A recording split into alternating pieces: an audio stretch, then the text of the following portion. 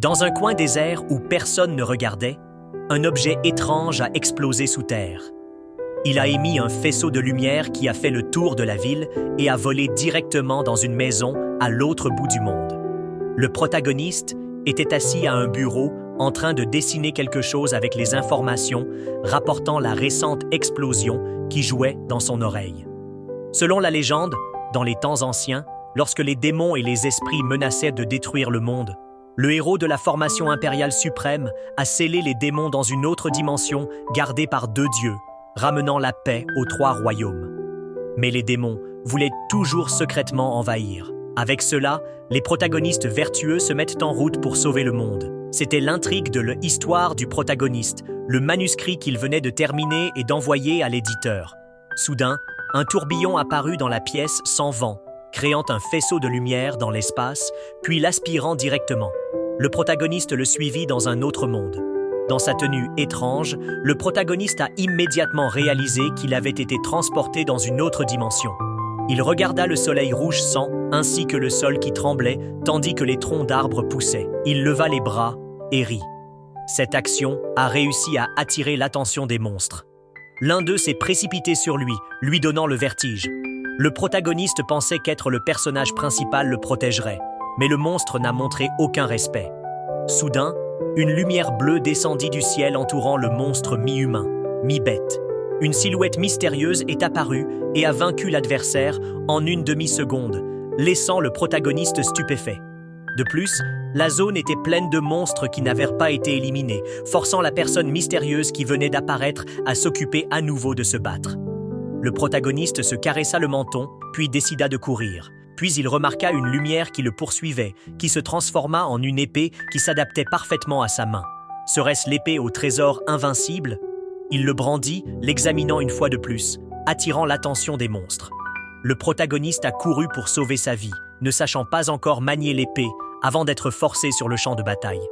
La personne aux cheveux bleus a également poursuivi et attaqué, sentant clairement que le protagoniste n'était pas une personne ordinaire, alors que, tout en tenant l'épée du démon du vent, il évitait toujours facilement leurs attaques. Le protagoniste a grimpé à un arbre, balançant l'épée sauvagement, puis est tombé de manière inattendue, atterrissant directement sur la tête d'un monstre. L'épée 100 mètres a poursuivi le protagoniste, créant une impulsion qui a fait scintiller de lumière toute une zone du ciel. Ouvrant à nouveau les yeux, le protagoniste n'était plus sur le champ de bataille rouge sang. Il était allongé maladroitement sur un banc à un arrêt de bus comme un mendiant sans abri, réveillé par un balayeur alors que le soleil avait déjà atteint la moitié de ses fesses. Il se frotta les yeux plusieurs fois, réalisant que tout cela n'était qu'un rêve, aucun voyage dimensionnel ni voyage dans le temps. Se sentant déçu derrière lui, le protagoniste vit un chien portant quelque chose d'or sur sa tête, comme un objet sacré n'appartenant pas au monde humain. Il s'est levé avec enthousiasme, exigeant que l'autre partie signe un contrat et négocie un échange pour sauver la Terre. Le balayeur de rue se tient non loin. En voyant cette scène, il a rapidement pris une photo pour la ramener à la maison comme preuve à montrer à ses petits-enfants. Le protagoniste a ramené la chose dorée à la maison. Il a sorti un sac de nourriture qu'il avait acheté pour les chats errants le mois dernier et l'a nourri. Ne s'arrêtant pas là, le protagoniste a même sorti une plante en pot pour que le petit puisse faire ses besoins. L'objet doré renversa tout avec colère. Il a dit que c'était Kiri, le gardien de la bête divine, pas un animal de compagnie. Pensant que le protagoniste était probablement stupide, il a insisté pour que les bêtes divines ressemblent à ça. Le protagoniste a sorti une bande dessinée pour montrer à Kiri des images de bêtes divines majestueuses à l'intérieur. Kiri le rejeta avec mépris, disant que même si la plupart de cela était de la fiction, les démons et leurs subordonnés démons du vent avaient en effet été scellés dans une autre dimension par la formation impériale suprême. Et c'était Kiri, la bête divine gardienne qui protégeait les trois royaumes depuis des dizaines de milliers d'années. La nuit dernière, si Kiri ne lui avait pas donné l'épée divine du piétinement, comment aurait-il pu survivre et s'en sortir? Malheureusement, ces derniers temps, le sceau s'était affaibli et la situation de démons du vent traversant des failles spatiales pour endommager les trois royaumes devenait de plus en plus fréquente. En parlant de failles, certaines choses sont nées à cause de l'énergie instable entre les trois royaumes et l'autre dimension. Mais Kiri lui a assuré qu'il était très en sécurité à l'intérieur. Il était une personne dotée d'un mandat céleste, et avait le pouvoir invincible de sauver le monde. En entendant les 4 mots « sauver le monde », ses yeux s'illuminèrent vivement, lui disant de le laisser, à lui, l'élu, le soin de le résoudre.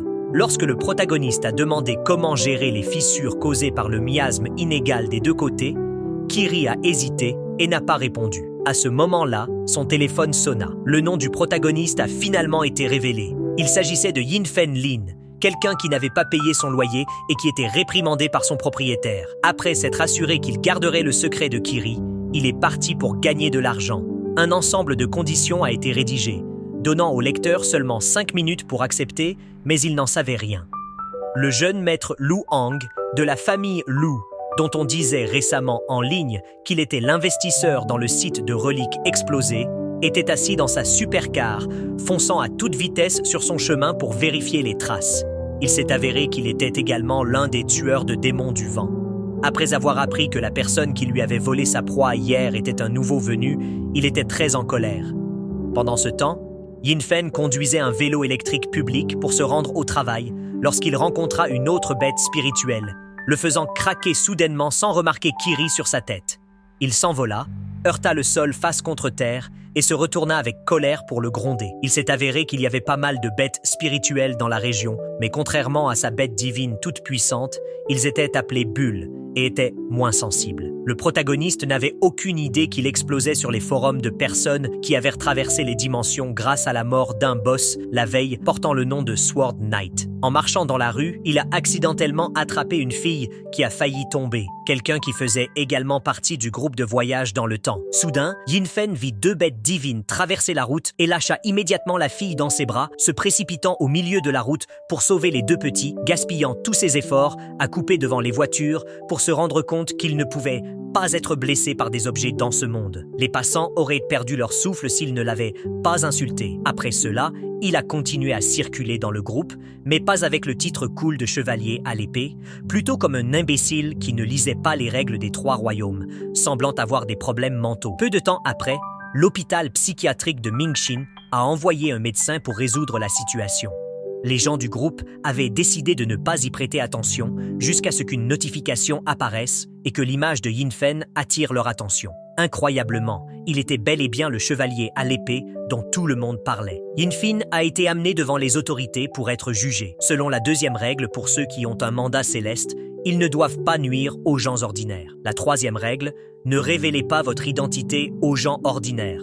La 11e règle, ne pas provoquer le chaos pour d'autres raisons ou provoquer une force majeure. Il avait déjà violé près de la moitié du règlement. Yin-Fen Lin a dû sortir son téléphone pour vérifier l'application installée illégalement sur son appareil, n'ayant aucune connaissance des règles, étant donné que c'était sa première infraction. Les autorités ont seulement émis un avertissement et une amende. Lorsque les fonctionnaires ont consulté son profil et ont découvert que Kiri était sa bête divine gardienne, ils ont eu les yeux écarquillés de surprise. Quant à Kiri, elle tremblait également en attendant une condamnation avec sursis. Le groupe de fonctionnaires s'est regardé, puis a retenu son rire en partant. Fais juste de ton mieux. Après avoir dit cela, les 3 personnes partirent et disparurent une fois hors de vue. Ils ne pouvaient s'empêcher de rire bruyamment. Le son atteint le bout du couloir. Il avait une bulle nommée Bête Divine Gardienne Kiri, un nom si drôle qu'il pourrait tuer. Yin-Fen a tout entendu mais n'était pas en colère. Au lieu de cela, je veux taquiner Kiri. Voyez, ils ont aussi dit tu ressembles exactement à une bulle. Kiri a bondi avec colère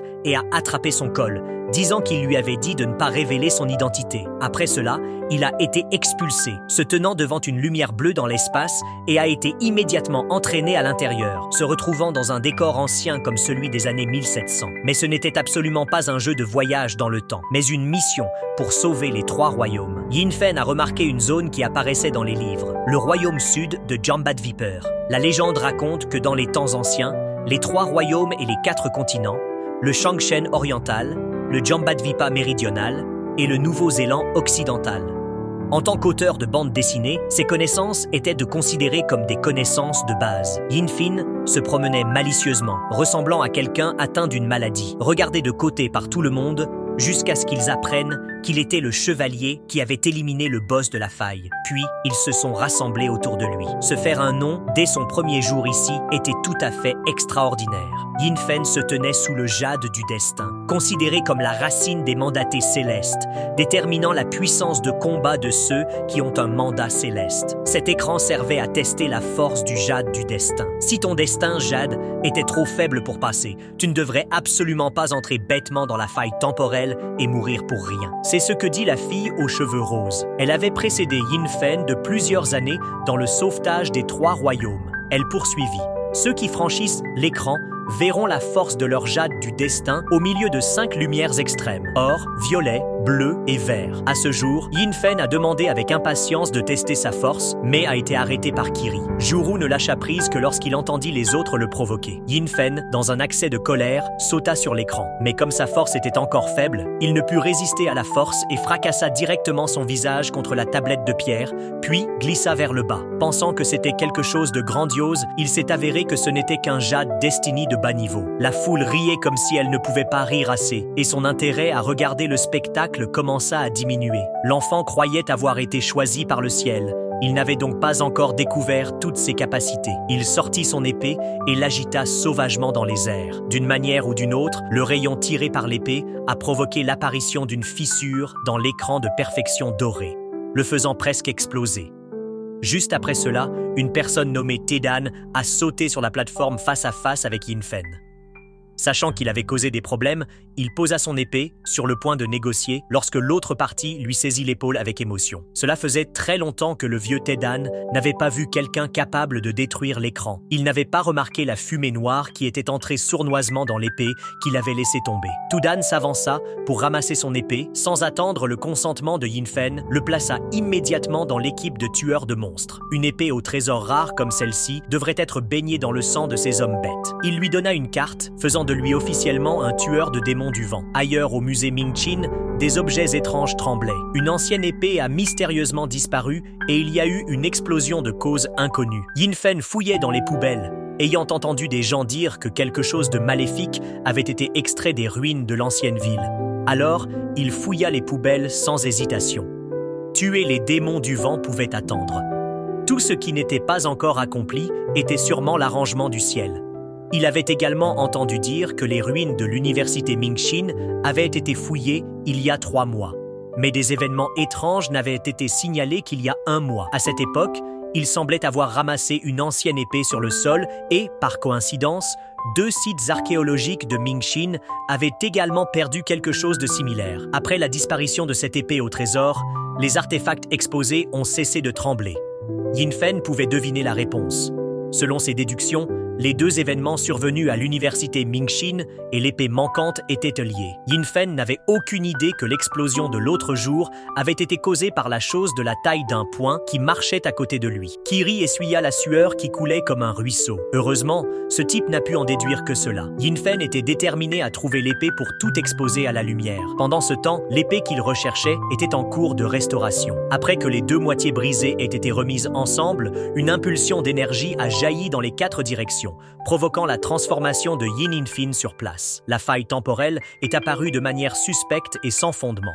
Bien que surpris, Yin Fen ne pouvait pas oublier sa mission. Il devait vaincre rapidement les monstres qui se cachaient à portée de la fissure. Il aperçut un regard furtif derrière un buisson qui s'avéra n'être qu'un minuscule crabe. Yin Fen pensait que c'était ridicule, comme une blague. Mais l'instant d'après, le crabe qu'il avait sous-estimé est devenu 10 000 fois plus gros, atteignant une taille telle que Yin Fen a dû lutter pour le combattre. Au moment crucial, une force tranchante a traversé, coupant la moitié de la griffe du monstre. Yin Fen pensait que c'était dû à son talent et au fait qu'il avait été choisi par le ciel. Il reprit courage et poursuivit le monstre, exigeant sa vie. Kiri était également surprise. Le crabe semblait possédé par quelque chose, se retournant pour contre-attaquer de manière inattendue. Yin Fen gisait en tas sur le sol, incapable de réagir à ce retournement extrême, alors qu'il était niché entre les pinces du crabe, apparemment sur le point de rencontrer son créateur. Une fille avec une moto cool est arrivée, exécutant une scène de beauté pour sauver le héros. Kiri, assis sans rien faire, a également été touché et a volé avec le vent, cognant sa tête contre un arbre,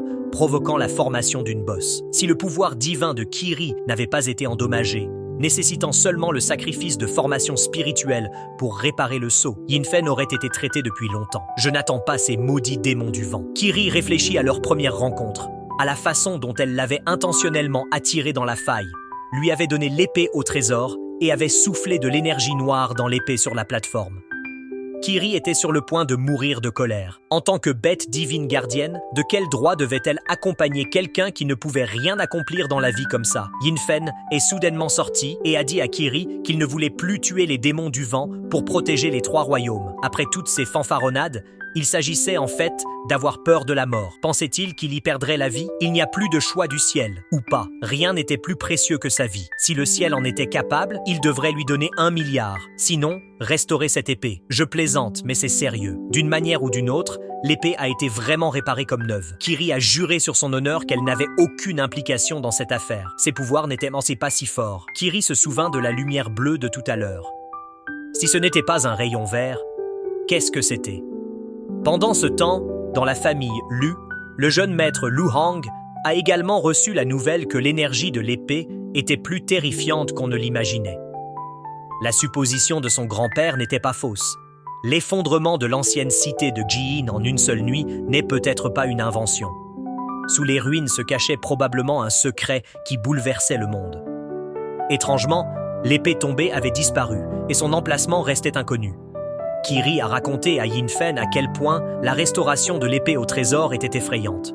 Trempleux était une énergie spirituelle et aucune personne ordinaire ne pouvait restaurer le piétinement. Yin Fen a deviné que le ciel l'avait favorisé. Quant à Lu, il avait arrêté de fouiller les ruines et s'était concentré sur la recherche de la cause de l'explosion. À la maison, il y avait aussi un jeune maître qui avait été enfermé par le vieux maître pour avoir mené secrètement des expériences qui ont provoqué le chaos à l'université Mingqin.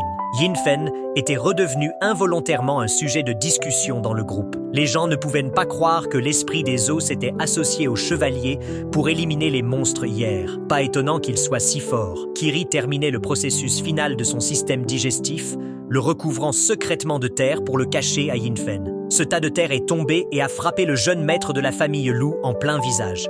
La personne qui était sur le point d'emménager aujourd'hui et le majordome Mang ont dû aider le jeune maître à sécher ses cheveux pour lui redonner une apparence propre et bien rangée. Il lui a demandé pourquoi, parmi tant de cibles, il n'avait choisi que le nouveau chevalier avec qui collaborer. Lu Hang a répondu qu'il sentait que cette personne était très forte, mais aussi très faible et petite, difficile à saisir. Il devrait essayer de tuer quelques démons du vent ensemble pour évaluer sa force afin de former un partenariat à long terme avec un jeune maître. Face à certaines rumeurs sans fondement, il a préféré se fier à ce qu'il a vu. La sonnette a retenti. C'était Yin Fen qui voulait saluer ses voisins. La scène à l'intérieur comparée au couloir couvert de poussière à l'extérieur était comme 2 mondes différents. Il se souvenait encore que Lu Hang était la personne qui l'avait aidé à chasser le monstre à tête de chèvre. Yin Fen a poussé la plante en pot contenant le produit premium de Kiri dans les mains de Lu Hang comme cadeau de pendaison de crémaillère. Et le majordome dut venir rapidement aider son jeune maître à échapper à la situation dangereuse. Yin Fen tapota encore l'épaule des autres à plusieurs reprises, comme s'ils étaient que des amis proches depuis 20 ans. Yin Fen ne pouvait pas rester assis. Ses mains et ses pieds touchaient tout dans la pièce. Et il a même réussi à ouvrir un mécanisme caché, révélant des cristaux étincelants. Lu Hang a déclaré que ces objets avaient été collectés auprès de diverses associations de commerçants du sud de la rue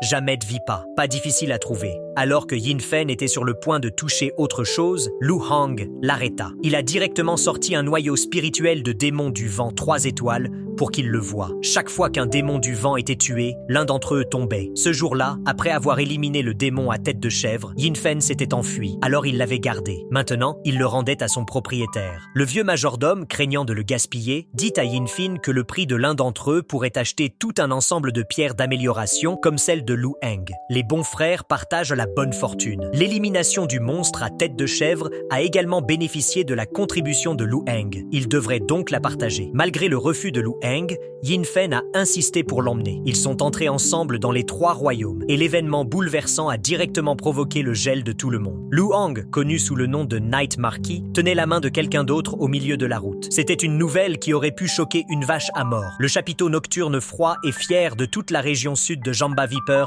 n'avait jamais regardé personne d'autre que Bone Spirit. Et pourtant, aujourd'hui, il agissait comme ça. Il doit y avoir une histoire cachée. Yin Fen a attiré Lu Hang dans la boutique du vieux mât pour vendre la perle spirituelle. Au début, le commerçant a proposé 350 et voyant Yin Fen secouer la tête, Lu Hang a combattu cet imbécile qui connaissait le prix seulement pour le voir le baisser directement à 200. Lu Hang ne pouvait plus parler et a dû intervenir pour sauver la situation. La veille, Old Ma avait acheté un noyau spirituel 2 étoiles pour 600 pièces d'or, mais n'en offrait que 350 pour un objet de première classe. Yin Fen fut stupéfait de réaliser qu'il avait été trompé. Profiter d'un client qui n'était pas aussi intelligent que les autres était le problème du magasin. Yin Fen hocha la tête en signe d'accord et il lui fallut une demi-minute avant de réaliser que le client le moins intelligent auquel il faisait référence était lui-même. Mais grâce à Lu Hang, il n'a pas été trompé. Comme Lu Hang refusait d'accepter de l'argent, Yin Fen voulait lui offrir un repas copieux. Le propriétaire du restaurant était un tigre à l'apparence féroce, mais à l'âme fragile. Lu Hang refusait toujours d'accepter quoi que ce soit de Yin Fen. De plus, en voyant ce style alimentaire, il n'avait pas du tout faim. Alors, Yin Fen a mangé lui-même les 2 bols de nouilles. Soudain, ils entendirent un vacarme. Le propriétaire du restaurant était harcelé par un client. Après avoir renversé un bol de nouilles, le client était également sur le point de frapper la bête divine du propriétaire. Yin Fen n'avait aucune intention de rester les bras croisés en regardant une personne innocente se faire intimider, alors il est intervenu pour aider. Ici, tous les êtres étaient égaux. Voyant ce comportement, les yeux de Lu Hang bougèrent légèrement, comme s'il dégageait inconsciemment une position dans son cœur pour placer cette personne. Mais réalisant alors que son regard était trop audacieux, il détourna le regard. Le fauteur de trouble, après avoir réalisé que la personne silencieuse mais en colère était un chapiteau de nuit, a rapidement mis sa queue entre ses jambes, en fuyant le plus vite possible. Yin Fen, n'entendant aucune excuse, était en colère, mais ne pouvait que le maudire. Le propriétaire du restaurant s'inclina pour le remercier de sa droiture. Yin Fen fut surpris que les démons bêtes puissent parler, car le propriétaire expliqua qu'il était une personne avec un mandat céleste. Étonnamment, même les animaux ont été choisis par le ciel. Les petits esprits à bulles, également appelés Bao Bao, voyant qu'il n'y avait plus de danger, s'approchèrent de Lu Hang. Ils étaient sales, avaient l'air un peu dégoûtants et quelque peu pitoyables. Lu Hang a décidé de partir. La famille Lu avait une forte présence dans un rayon de 3 miles dans toutes les directions. Dans les 3 royaumes, il y avait également un endroit appelé le Fonds de charité de Langtang, construit par la famille Lu. Et dans le monde réel, il y avait aussi le Fonds alimentaire mondial organisé par la famille Lu. Kiri pensait que quelqu'un prêt à errer jour et nuit avec un imbécile hors de sa maison ne pouvait certainement pas être un type de personne décent. Soudain, une faille temporelle est apparue et Yin Fen et Lu Hang se sont rapidement rendus là où il y avait des problèmes et se sont transformés pour se battre. Devant eux deux se trouvait un démon Qilin doté du talent spécial d'esquiver et d'attaquer furtivement. Qilin a créé un tourbillon, emportant presque Kiri dedans. Heureusement, Lu Hang a réagi à temps, se tenant devant lui pour le protéger, lui sauvant ainsi la vie. À la fin, Kiri a quand même été entraîné, percutant directement Shulin. Le monstre avait arrêté de créer la tempête et Kiri tomba, l'air extrêmement pitoyable. Yin Fen était sur le point de charger avec son épée, mais Lu Hang l'arrêta. Ils avaient besoin d'un plan de bataille approprié. Qilin était agile et Lu Hang a demandé à Yin Fen d'utiliser la technique de l'armée de balayage pour observer l'ennemi en premier. Mais il ne savait même pas ce que c'était. C'est en vain que Lu lui avait fait autant confiance. Il ne connaissait même pas les opérations simples. Qilin a attaqué continuellement, perdant une tactique pour en présenter une autre. Lu Hang a de nouveau demandé à Yin Fen d'attaquer d'avant en arrière, tandis qu'il se concentrerait sur sa taille. Avant qu'il ait fini de parler, Yin Fen s'était déjà précipité en avant. Eh bien, il devrait s'adapter à la situation. Ils se précipitèrent tous les deux en même temps, mais Julin utilisa la technique du creusement de la terre. Ils surgissaient du sol dans n'importe quelle direction quand ils n'y prêtèrent pas attention. Le sol s'est soudainement fendu, et en effet, quelque chose avait percé la terre et chargeait vers Yin Fen. Au moins, il savait utiliser une épée. Bien qu'il n'ait pas été touché, il a poussé toute cette eau directement sur la tête de Lu Hang. Il était trop occupé à surveiller Yin Fen pour se rappeler de esquiver. Il y eut une autre perturbation sous les pieds de Yin Fen. Lu Hang a exercé toute sa force intérieure pour se précipiter à ses côtés, mais parce qu'il ne faisait pas attention, Yin Fen, tout en attaquant, l'avait également envoyé voler. Il tendit la main pour attraper l'ourlet de ses vêtements, mais ne fit qu'empirer les choses. Lu Hang ferma les yeux avec impatience, essayant de réprimer la colère qui montait dans sa gorge. Colin était sorti du sol et se tenait debout sur un arbre. Yin Fen, voulant se racheter, lui dit de le laisser faire. Que se passait-il? Cette réplique aurait dû venir de Lu Hang. Il est devenu encore plus en colère. Il avait ignoré le danger pour le sauver. Pourtant, il se moquait de lui. Colin, ne se souciant pas de la dispute du couple, s'est précipité directement sur eux, mais a été vaincu par Yin Fen en 2 coups. Lu Hang a reconnu ses capacités de combat, espérant qu'à l'avenir, lorsqu'il deviendrait coéquipier, Yin Fen entraînerait davantage ses compétences défensives. En entendant le mot coéquipier, ses yeux s'illuminèrent, pensant que l'autre personne voulait le suivre et soutenir son combat. Il lui tapota l'épaule, disant qu'il avait juste besoin de s'entraîner un peu plus dur pour augmenter sa force. Le sang de Lu Hang a bouilli. Il lui montrerait à quoi ressemblait la colère du jeune maître. Shaolin venait juste de s'asseoir, pas encore capable de contre-attaquer lorsqu'il fut saisi par le pouvoir de Lu Hang.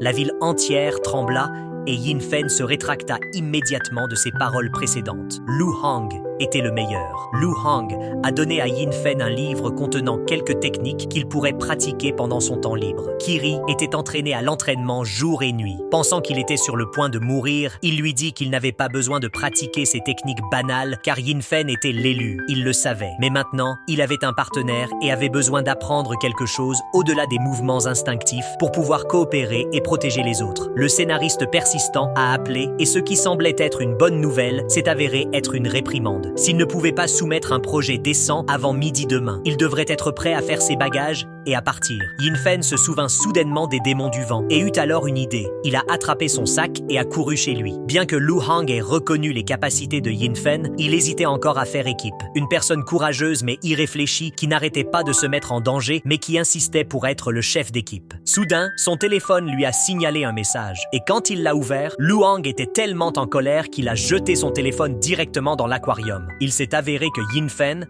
non satisfait de son sort, avait redessiné l'histoire des 2 hommes et l'avait envoyé à l'éditeur. Non seulement cela, mais l'image d'arrière-plan était celle de Lu Hang remuant la queue comme un chien pour lui. Mais le bon côté des choses, c'est que son histoire a été mise à jour et que le nombre de ses abonnés a augmenté continuellement. Yin Fen était si heureux qu'il s'est réveillé au milieu de la nuit pour danser. Il a donc eu l'audace d'inclure également Bone Spirit dans l'histoire. Il roulait à toute vitesse sur la route en livrant des colis, en riant et en chantant, lorsqu'il entendit soudain quelqu'un appeler à l'aide dans une petite ruelle. En regardant à l'intérieur, il vit un jeune homme intimider une petite fille. Yin Fen, sans se soucier des conséquences, s'est précipité et a donné un coup de pied violent à l'adversaire. Lorsqu'il reprit ses esprits, il réalisa qu'il n'y avait aucun méchant ici. C'était juste une équipe de tournage qui tournait et il l'avait perturbé. Le total des dommages et des frais accessoires s'élève à plus de 40 000. Ce numéro lui donnait le vertige. L'actrice vérifiait son téléphone pour les mises à jour de livraison lorsqu'elle a découvert que son livreur était le fauteur de troubles maintenant coincé ici. Yin Fen a également réalisé le problème. Le colis qu'il était censé livrer traînait sur le sol depuis un certain temps. Yin Fen s'était résigné à recevoir une note d'une étoile, mais l'autre partie ne l'a pas fait. L'actrice Mokin l'a simplement ramassé et l'a mangé comme si de rien n'était et a même eu la gentillesse de l'inviter à manger ensemble. Un vent fort s'est soudainement levé et une faille temporelle est apparue à nouveau. Yin Fen, ne se souciant plus de ce qui se passait derrière lui, se précipita sur les lieux, ignorant qu'il y avait des yeux qui le regardèrent sans cesse. Le sol trembla violemment et, dans la faille temporelle, tout fut teinté d'une couleur rouge sang. Yin Fen brandit son épée avec l'intention d'utiliser la technique de l'armée de balayage après une haleine qui sentait 10 litres de sauce de poisson fermentée dans sa bouche. Alors que Yin Fen ne faisait pas attention, il fut frappé par derrière. Il était sur le point de charger à nouveau avec sa technique lorsque le monstre a utilisé son pouvoir pour le piéger fermement. Incapable de bouger, Kiri se cacha derrière un arbre, pas effrayée, mais même très heureuse, car le sceau était sur le point d'être restauré. Alors qu'il était encore en fête intérieurement, un rayon de lumière passa à côté. Bone Spirit était apparu de manière spectaculaire pour sauver le bel homme piégé dans les mains de la créature inférieure. Cela ressemblait exactement à l'ouverture de ces drames romantiques familiers, mais avec des genres inversés. Tout son processus de combat a été enregistré et diffusé en direct par une autre personne mandatée par le ciel et cachée dans les buissons. Tout le monde admirait sa capacité de combat. Cependant, ce démon du vent était vraiment extraordinaire. Bien qu'il ait été battu jusqu'à donner le vertige aux spectateurs, il ne semblait toujours pas affecté. Il s'est libéré des rochers qui le retenaient et a utilisé la technique de l'armée de balayage pour frapper le yaka. Il pensait l'avoir vaincu et regarda fièrement l'esprit osseux pour se montrer. Le ciel récompense souvent ceux qui se vantent tôt, comme Yin Fen, par des événements qui bouleversent les attentes. Le yaka n'était pas encore déconnecté. Il a bondi pour l'attaquer. Et c'est toujours l'esprit d'os vif qui a réagi à temps pour sauver à nouveau la moitié de sa vie. Mais un événement indépendant de notre volonté s'est produit. L'épée de Yin Fen s'est contrôlée et a poignardé directement Bone Spirit, la faisant tomber de sa position de lancement de sorts dans les airs. L'épée entière brillait de la puissance de la lumière verte. L'esprit d'Oz devait maintenant combattre les Yaka tout en esquivant les attaques de Yin Fin. Elle a été obligée de le lier jusqu'à ce qu'elle résolve le problème. Après avoir lancé des sorts en continu, le Yaka a finalement disparu avec une faille temporelle. Tout est revenu à sa forme originale et l'esprit osseux a perdu son déguisement, révélant sa véritable identité en tant qu'actrice Mokin. Yin Fen est allé voir Lu Heng pour parler et il a jeté avec impatience sa bande dessinée sur la table. Lu Heng a déclaré, premièrement, il n'était pas le chef d'équipe et deuxièmement, les dessins étaient trop laids. Qui aurait cru que c'était une bêtise? Mais ces mots n'ont pas du tout touché Yin Fin. Il se souvenait du moment où il avait réalisé que Mokin était un esprit osseux. Yin Fin a continué à être inconsidéré, lui demandant d'être son assistante de combat. Mokin lui donna un petit coup de pouce avec impatience, disant qu'elle n'aimait pas les chiens, des mots si blessants. Pourtant, Yin Fen ne comprenait rien du tout et se rendit auprès de Lu Heng pour lui demander conseil sur la manière de comprendre les pensées des filles. « Tu es si bon, tu dois être entouré de nombreuses femmes », dit-il avec l'air d'un chiot remuant la queue pour supplier son maître, ce que Lu Heng ne put refuser. Attirer les filles exigeait des compétences. Les choses les plus importantes étaient le courage et la peau dure. La première chose qu'il devait faire était de se connaître lui-même et de connaître les autres. Obéissant, Yin Fin alla se renseigner sur l'emploi du temps de Mokin, puis apparut sur le plateau de tournage, la suivant comme un fan fou avec une idole. Puis, utilisant la sincérité pour l'émouvoir, il lui a offert des fleurs comme le lui avait demandé Lu Heng, ce qui lui a valu d'être traîné dehors par la sécurité et considéré comme un idiot. Mais avec les conseils de maître Lu Heng, Yin Fen était loin de laisser les choses se reposer. Il a dit « Plus vous avez d'échecs, plus vous continuez sans abandonner face aux difficultés. C'est ainsi que vous récoltez de doux fruits. » Un jour, il l'a repéré sur un scooter et l'a poursuivi jusqu'à un orphelinat.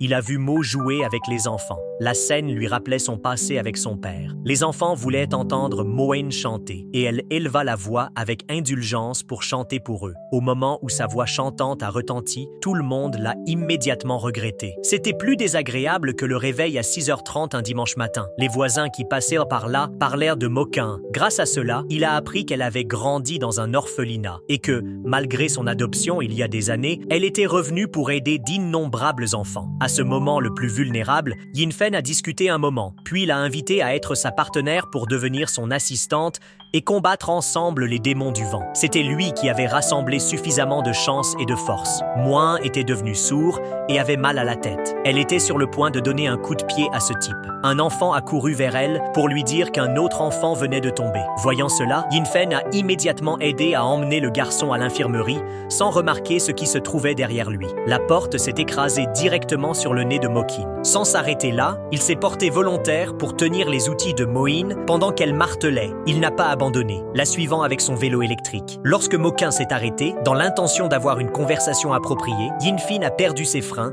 et s'est écrasé directement sur elle. Son scooter bien-aimé avait des pièces éparpillées dans tous les coins. Alors que Yin Fen était emmené à l'hôpital, au moins pendant la période de convalescence, Mokin ne serait pas dérangé. La scène se déplace vers un autre endroit où un jeune garçon sirote une boisson et décide de donner une leçon à Yin Fen.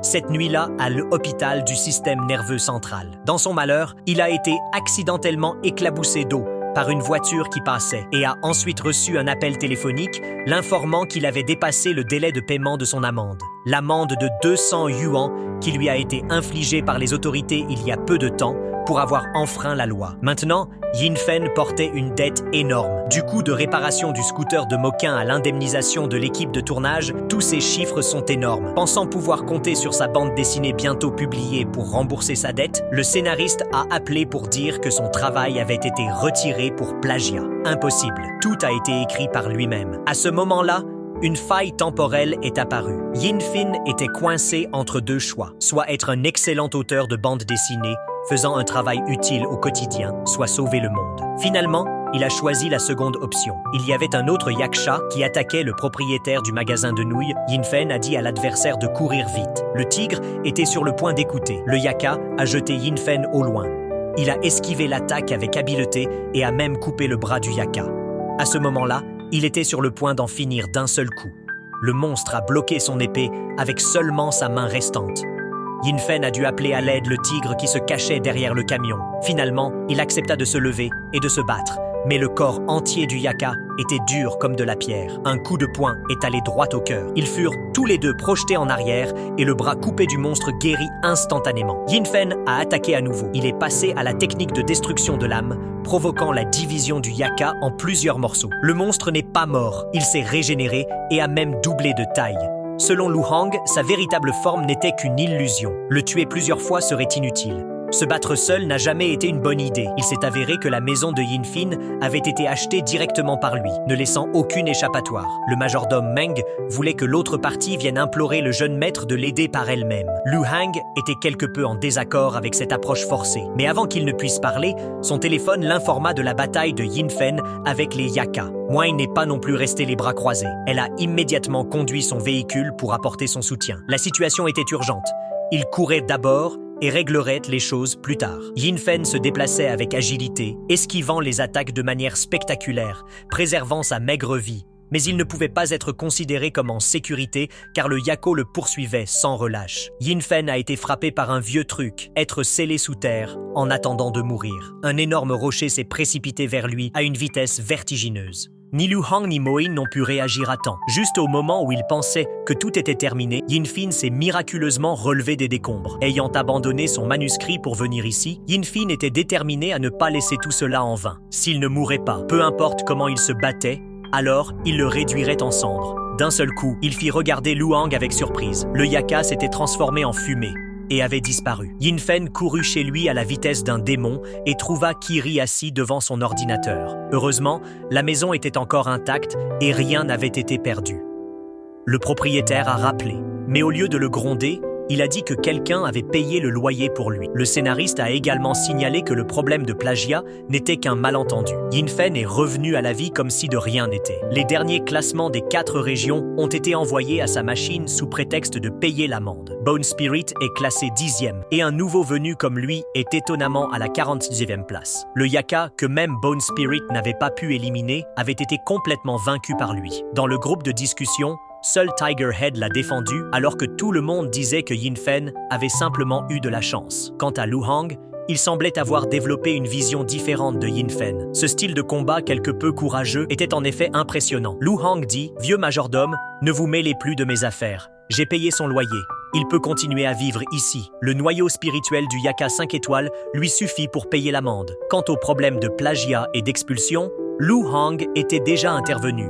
Mais le vieux Mang avait quelque chose à clarifier. Il n'avait pas engagé l'entreprise de déménagement. En effet, ce n'était pas lui, mais le gamin vivant dans un immeuble non loin du site des reliques de Ming Chan qui avait également réparé l'épée de Yin Fen et ouvert la faille spatiale. Il lança une bombe fumigène dans la maison de Yin Fen, lui faisant perdre connaissance, ainsi qu'à Kiri. Il s'introduisit discrètement. Le lendemain matin, Yin Fen et Kiri savourèrent avec enthousiasme les pâtisseries envoyées par Tête de Tigre. Cet oncle avait peut-être l'air dur, mais il avait l'âme d'une jeune fille. Yin Fen entra dans les 3 royaumes, ignorant les regards scrutateurs des gens et discuta chaleureusement avec Tête de Tigre. L'oncle dit qu'il avait aussi un petit comme lui. Kiri nomma Ting Lamb. Leur conversation fut interrompue par des ragots grossiers. Quelqu'un raconta que Tête de Tigre était un adepte, mais l'oncle resta silencieux sans répliquer. Yin Fin n'allait pas rester les bras croisés. Il se leva pour défendre son ami, effrayant les méchants. À ce propos, quelques jours plus tôt, lors de la diffusion en direct, Tête de Tigre avait remarqué que son épée était un peu étrange,